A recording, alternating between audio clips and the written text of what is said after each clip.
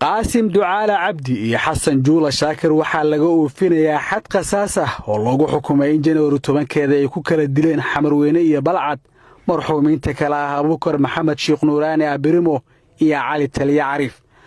Abirimo ayaa xoogsato nolosha ka maareyn jira alaabta yaryar ee aaga xaafadaha qadiimiga ee Xamarweyne looga yaqaan Jukaatarada. waxa uu Qaasim u dilay marxuum Abuukar wax ka yar 25 senti oo dollarka Mareykanka ah. Cali Taliya Cariif oo ahaa bajaajla Balcad iyo Muqdisho isaga xoogsada ayaa isna u geeriyooday xabadaan ujeedda ka dambeyn oo uu iska tuuray Xasan Juula Shaakir.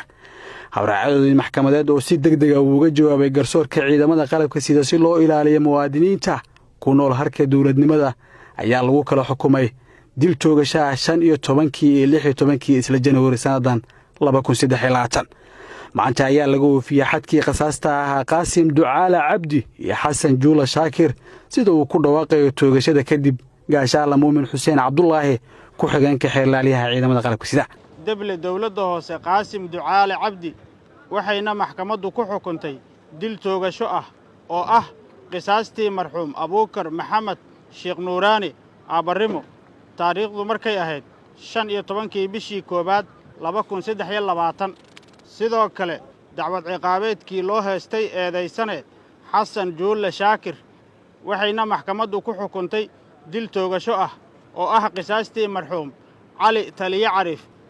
maanta oo ay taariikhdu tahay 18 bisha 2023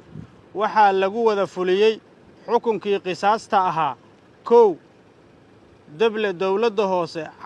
Xasan Juula Shaakir 2 dawladda dawladda hoose Qaasim Ducaale Cabdi wabillahi tawfiiq.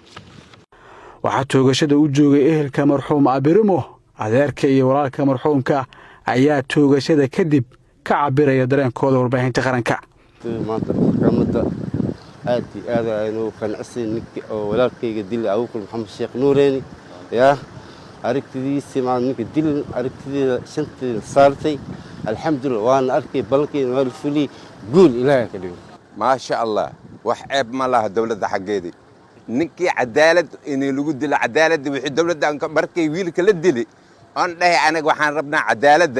عدالة دي حسن شيخ محمود ونو معي راهين كان نو أيدي ما أنت وعركني وحكمت ما شرفت الله قول madaxda garsoorka ciidamada xeer ilaalinta ciidamada ayaa halkan goobjoog ka ah waxaana hawshan fulinteeda iska lahaa ciidamada gaarka ah ee Haram Cad iyo koofiya casta militariga Cabduqaadir Ciise warbaahinta qaranka tiirka iskool Buliisiya.